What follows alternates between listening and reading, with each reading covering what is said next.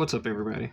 I just finished the second book in the Fear Street Senior series. This is Into Deep, of course, by R.L. Stein. This, of course, has the step back cover art. So there's that. I really like the green in this cover. I don't like the hole in the front of the book. I don't like that. But the green definitely pops a lot better than the burgundies and oranges and reds of the other books in the series. You know, they're not as colorful. This one is really colorful. I like it. But yeah, I think mainly the reason it reminds me of Goosebumps, but honestly, reminding yourself of Goosebumps is probably the best way I could describe this book, because this brought me back really to a big, like, nostalgic check. I mean, I love this. This is probably my favorite book of the year. We're only in June, so there's time for a lot more, but this definitely is one of the better books, which is good and bad because this book series is rare. I'm not sure how much this book is in particular, but I think I paid like $10 or $11 for it when I bought it, and that was like 5-6 years ago, 7. I mean, it's been a while. The story starts off with this kid named Kenny and his girlfriend Jade, I think, and Jade is getting ready to go take her SATs in California, and she wants Kenny to promise not to cheat on her while she's gone. You know, pretty easy request. All right, so Kenny is going to become a camp counselor at this camp at Shadyside, and he's going to be looking after a bunch of like 9-year-old boys. And already this was cool because in the Goosebumps series, you know, we take point of view of the kids. We're in the camp counselor shoes now, so yeah, you know, this shows that I'm getting old. But yeah, and it was really good.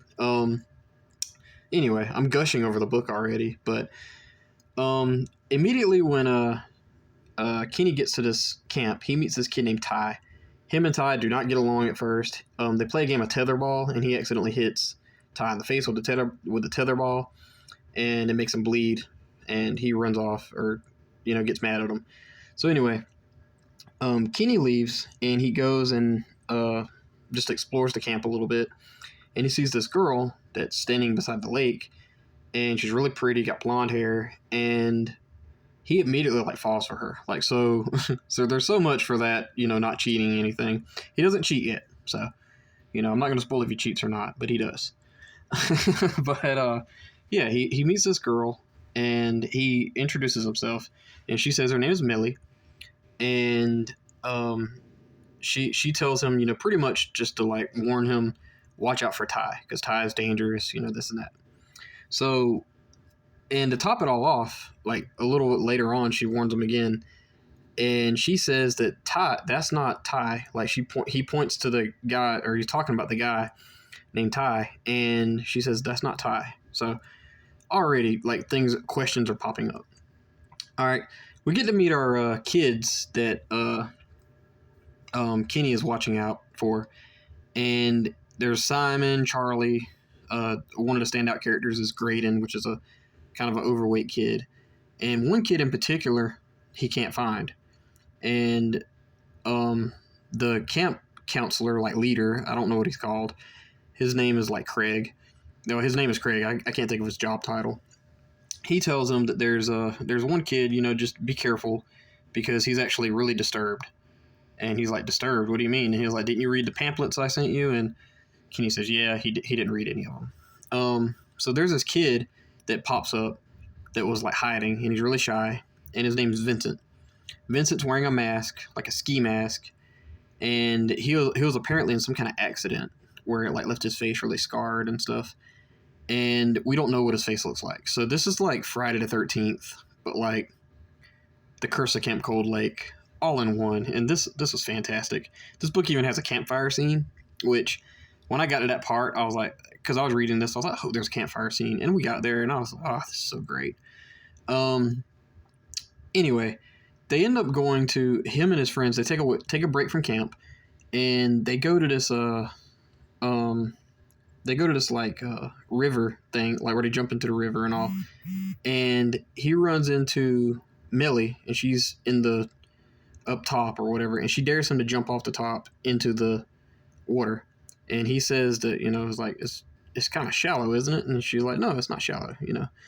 And so anyway, he ends up jumping and he hurts himself. And he wakes up and his friends are all around him. And they're like, what did you jump for? And he was like, Millie, dared me to jump. Where's she at? She okay?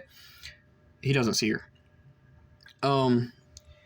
So like immediately, things are already kind of looking bad for Kenny here.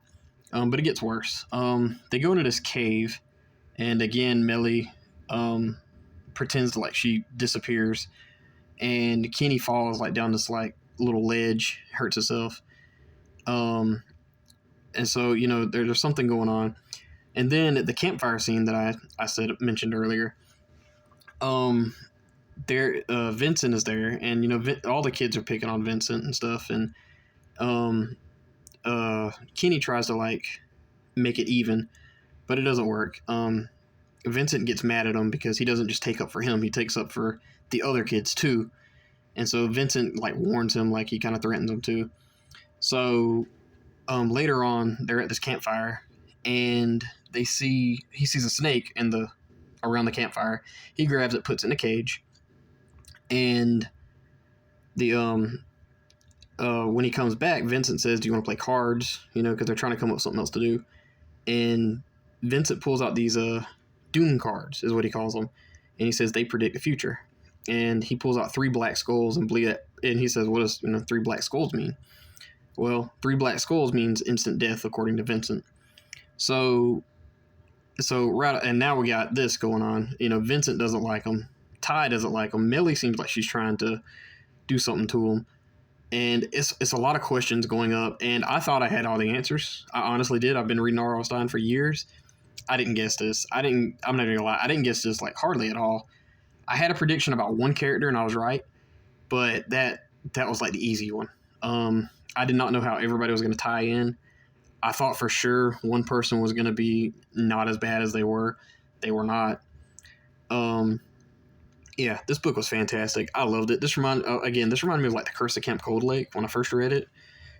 There's even like a boat scene that's pretty bad. The ending too is gory. It's awesome.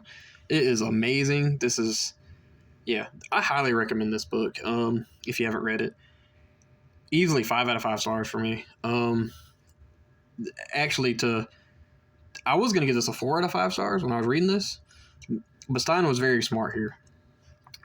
There's like parts in this book where twists start coming up towards the end, and one of the twists was really questionable. Honestly, I was like, how in the world is that gonna work? Well, Stein explains it, and it makes sense. And I was like, oh. And it's completely, it felt like I was fooled by just something that I'm so used to that I was like, oh, well, I mean, surely, there's no way he could pull that, well, he did, so Stein knew what he was doing here, and it shows. Again, this is only number 2 in the senior series, so hope it gets better from here. The next book is called The Thirst, which I think is about vampires. So again, vampires hasn't been my cup of tea from the Fear Street series, but we'll see. Maybe it's better. But I highly doubt it's going to beat this. This was great. This is easily one of my favorite books of the year. I highly recommend it. If you can get your hands on it, I would recommend reading this. This is absolutely amazing. It was good. It brought back all the nostalgic memories of reading about camp and different things like that. Very underrated too. I mean, yeah, if this would have been like any other cool cover, this would have been like a top seller easily for the Fear Street series, because this is great. But yeah, that's pretty much the Fear Street Seniors In Too Deep. 5 out of 5 for me. What did you guys think about this book? Did you read it? Did you like it? Do you have any of the Fear Street Seniors books to read? Have you read any of the Fear Street Seniors books? If there's any that I haven't read yet, let me know which ones you recommend. But yeah, that's it. 5 out of 5 for me. See you guys next time. Bye.